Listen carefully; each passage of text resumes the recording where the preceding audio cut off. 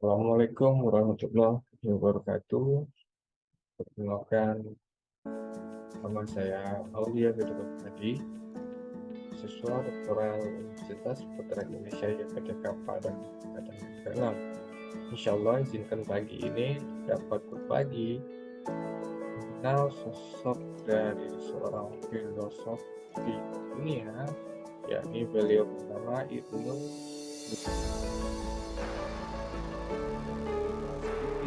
kita mengenal tentang siapa itu Rushd.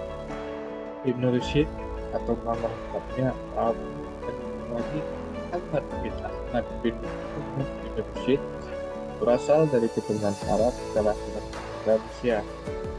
Rushd lahir di Indonesia Selatan dan di kota Portugal tahun 526 Hijriah atau 1198 Masehi. Ia lahir dan dibesarkan dalam keluarga ahli fikih. Ayahnya Ahmad atau Abu Al-Qasim, seorang hakim di Cordoba. Demikian juga kakeknya sangat terkenal sebagai ahli fikih. Dengan demikian, ia lahir dari keluarga terhormat, alim dan taat dalam beragama Islam. Kakek dan ayahnya penganut mazhab Maliki. Lingkungan yang sangat kondusif itulah yang membuat Ibnu Rushd kecil haus ilmu pengetahuan. Ia tumbuh menjadi anak yang memiliki kejeniusan luar biasa. Pada usia anak-anak itu, Ibnu Rushd sudah mempelajari beberapa disiplin ilmu, seperti Al-Quran, hadis, fikih, serta mendalami ilmu-ilmu eksak seperti matematika, astronomi, logika, filsafat, dan kedokteran. Setelah menginjak remaja, ia terdorong keluar dari lingkaran keluarga dalam menuntut ilmu. Ibnu Rushd mendatangi para fuqaha dan menonjol di kawasan Andalusia kala itu untuk berguru dan menimba ilmu. Di antara para fuqaha itu antara lain yaitu Abu Al-Hakim Basyawal, Abu Marwan bin Masarah, Abu Bakar bin Syamhun, Abu Ja'far bin Abdul Aziz, Abdullah Al-Maziri, dan Abu Muhammad bin Rizq. Karena itulah ketika Ibnu Rushd tumbuh dewasa, ia terkenal dengan ilmuwan yang ahli dalam berbagai disiplin ilmu pengetahuan. Dalam bidang kedokteran, Ibnu Rushd belajar pada Abu Ja'far Harun At-Tajali dan Abu Marwan bin Karbun. Dalam bidang filsafat, dia belajar pada Ibnu Bajjah yang di barat dikenal dengan Afin Pes, filsafat besar di Eropa sebelum Ibnu Rushd. Setelah itu, ia juga berhubungan dengan Dr.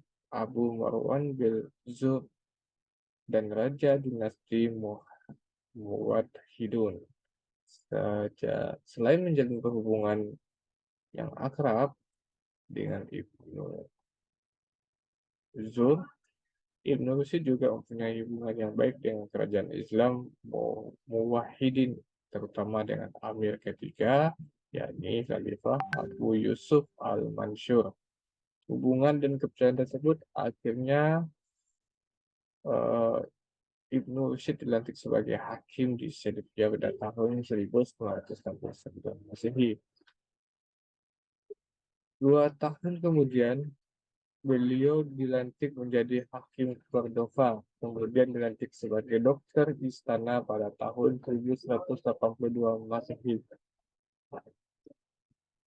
Namun sayang karena ajaran filsafatnya, banyak ulama tidak menyukainya. Bahkan ada yang sampai mengkafirkan Ibnu Rushd. Ada juga sekelompok ulama yang berusaha untuk menyingkirkan dan memfitnah bahwa dia telah menyebarkan ajaran filsafat yang menyimpang dari ajaran Islam. Atas tuduhan itulah Ibnu Rushd diasingkan oleh pemerintahan ke suatu tempat bernama Lucena. Tidak hanya itu, banyak di antara karya filsafat yang dibakar dan diharamkan untuk dipelajari. Setelah beberapa orang terbuka dapat meyakinkan Khalifah Al-Mansur tentang kebersihan dari Ibnu Rushd dari fitnah dan tuduhan tersebut, maka ia baru dibebaskan. Tapi tidak lama kemudian fitnah dan tuduhan seperti semula datang terulang. Sebagai akibatnya, pada kali ini Ibnu Rushd diasingkan ke negeri Maghribi, Maroko. Di sanalah kemudian Ibnu Rushd menghabisi sisa-sisa umurnya hingga datang ajal menjemputnya tanggal 19 Safar 595 Hijriah atau 10 Desember 1998 Masehi. Ia wafat dengan meninggalkan banyak warisan keilmuan yang dikenal Barat dan Timur. Kematiannya menjadikan kehilangan cukup besar bagi kerajaan dan umat Islam di Spanyol. Beliau tidak meninggalkan sebarang harta benda, melainkan ilmu dan tulisan dalam berbagai bidang seperti filsafat, kedokteran, ilmu kalam, falak, fikih, musik, kaji bintang, tata bahasa, dan nahwu. Semasa hidupnya, Ibnu Rushd seorang yang suka hidup sederhana dan saja tanpa mempedulikan tentang pakaian harta benda. Sedikit tentang riwayat dari kehidupan Ibnu Rushd. Kita lanjut karya yang dihasilkan oleh Ibnu Rushd yang filsafat dan hikmah. Contohnya tahafud, al-tahafud, keracunan dalam keracunan. Lalu Jauhar al-Ajram as-Samawiyah, struktur benda-benda langit. Lalu ada lagi filsafat tentang ishal al-aqal al-mufarik bi al-insan, komunikasi akal yang membedakan dengan manusia. Lalu filsafat tentang beberapa masalah tentang aneka bagian logika, filsafat tentang beberapa komentar terhadap pemikiran Aristoteles, dan makalah jawaban untuk Ibnu Sina. Nah, yang kedua ilmu kalam. Ilmu kalam yang ditinggalkan berupa uraian tentang kitab filsafat dan syariah, lalu keyakinan kaum liberalis dan pakar ilmu kalam, lalu beberapa metode argumentatif dalam akidah agama. Lalu yang ketiga fikih dan usul fikih, yaitu dasar mujtahid dan tujuan orang yang sederhana. Yang kitab ini diakui oleh Ibnu Jafar Zahabi sebagai buku terbaik di sekolah ilmu fikih.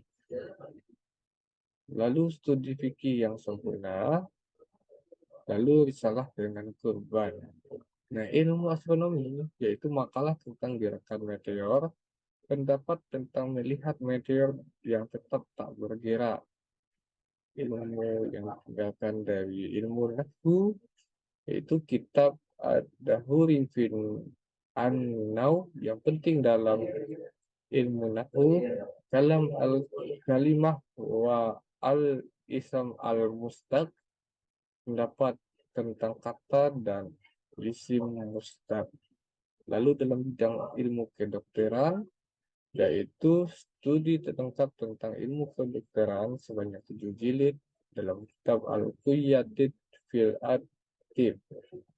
Lalu tentang menjadikan bahan kajian ilmu kedokteran yang dimuat di Oxford University, yaitu dalam bentuk kitab buku buku Syar Arjuwiyah Ibnu Sina fi At-Tabid. Lalu buku makalah tentang obat penolak racun, lalu nasihat tentang penyakit perut dan mindset, dan masalah tentang penyakit dalam. Lalu kita lanjutkan dengan section yang selanjutnya, pengaruh pemikiran Ibnu Rushd di peradaban Barat. Ya, kenyataan yang tak terbantahkan bahwa kemajuan peradaban Barat Eropa sejak abad 12 tidak terlepas dari sumbangan peradaban Arab Islam yang dikembangkan oleh tokoh-tokoh filsuf saintis Muslim. Orang-orang Barat menimba ilmu dari orang-orang Islam dan membangun peradaban mereka dengan mendapat sentuhan dari peradaban Islam. Oleh karena itu, Gustav Le Bon Nasution mengakui bahwa orang Arablah yang menyebabkan Barat mempunyai peradaban. Mereka adalah imam bagi Barat selama 6 abad. Demikian juga Rom Landau menegaskan bahwa dari orang-orang Arab inilah orang Barat belajar berpikir objektif dan menurut logika. Arab telah membukakan mata Barat untuk belajar berlapang dada dan mengembangkan toleransi terhadap kaum minoritas. Hal tersebutlah yang membawa Barat pada kemajuan peradaban ilmu dan pengetahuan.